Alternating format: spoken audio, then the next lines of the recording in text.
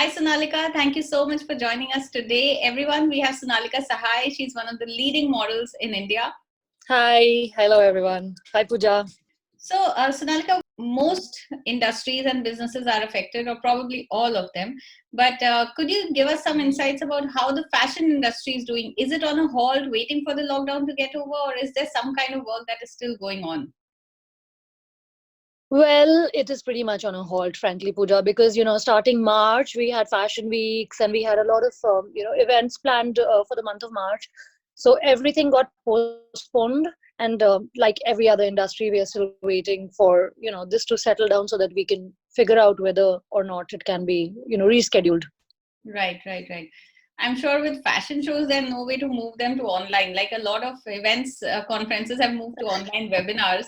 But I'm sure with fashion, Mm. there's no such thing you can do. Is that? No, absolutely not. Because my industry is entirely about events and it's about on-ground promotions and fashion shows or shoots or anything. So right now because of this, everything which is obviously involved with a certain kind of gathering, it's not going to happen. So like when we're doing fashion shows, we're obviously doing it for the audience, for the media. So right now, I don't see that happening for another 3-4 months at least. Wow. Okay. Wow. Yeah, so we're on a complete standstill. It's pretty bad, but like every other industry, we are just right now keeping our fingers crossed and seeing how it goes. So everyone's just taking a step back and waiting, Right, basically. right, right, right. So, Sonalika, how are you keeping yourself motivated and engaged at home? Are there any online influencer marketing assignments or any other possibilities of work? Well, there is everything going on as such, but nothing is going to materialize, as I said.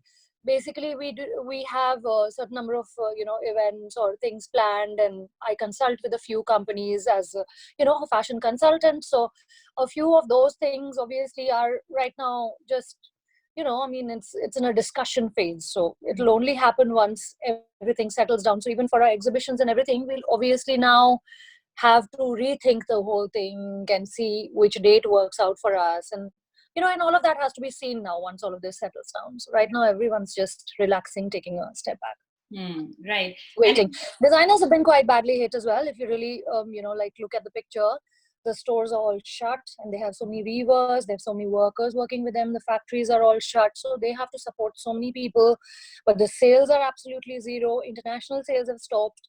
So all of this is actually affecting the industry in a very massive manner. So now everyone's going to just take a call on once like once everything is settled, once they see what their financial stats are at the end of all of this is when it'll all be defined as to how it moves forward. right, right. And from what I understand, and I did speak to some designers also in this time. So right now, their e-commerce business is also shut. So very much, I think, just the Mm. way conferences or any of your events are right now on hold. I think all of designers' work would also be on hold, right? Yes, absolutely. Absolutely. All of this is, like we've been having discussions online with so many of these designers, Gaurav Gupta, everyone. So, like all of us are just, they are keeping themselves busy in the sense that they are obviously sketching and they're trying to, keep themselves busy, creating the next line. Because now, obviously, this was when autumn winter was being launched, right? During Fashion Week, and all our exhibitions and everything was around autumn winter. So, I guess pretty much autumn winter sale is going to be zero because or maybe it'll come in a influx once this gets over, because now we'll straight away go into the next year's spring summer, because this it's absolutely no sales, no malls, nothing, no shops are buying. So I guess we'll have to skip this entire one season. So Absolutely. that is the losses of one entire season. Right. And Sonalika, is there a silver lining in this entire thing? Well, we all want to be positive right now. Everyone wants to just look at it as a as something that has to happen, and look at the glass half full and not look at it as half empty. So I guess there has to be a silver lining, but only time will tell. As the time passes, each and every one of everybody who you talk to, month by month, they are March, they are still okay, fine. We managed to pay salaries, we managed to keep afloat, so it's okay. Then again, April, no one knows how long this is going to go. So by June, July, this is going to break people's, it'll hit the spine, I would say. So it has to find a solution in another month's time, because that's maximum any business will be able to sustain. Beyond that, I have no idea. People will have to think of new ways, to devise new ways. As you said, fashion shows can't happen online, but I guess then one will have to figure out a way how to take it on a virtual world and explore that option more. And Sonalika, since you've been a business owner also before, and you are multifaceted, no doubt.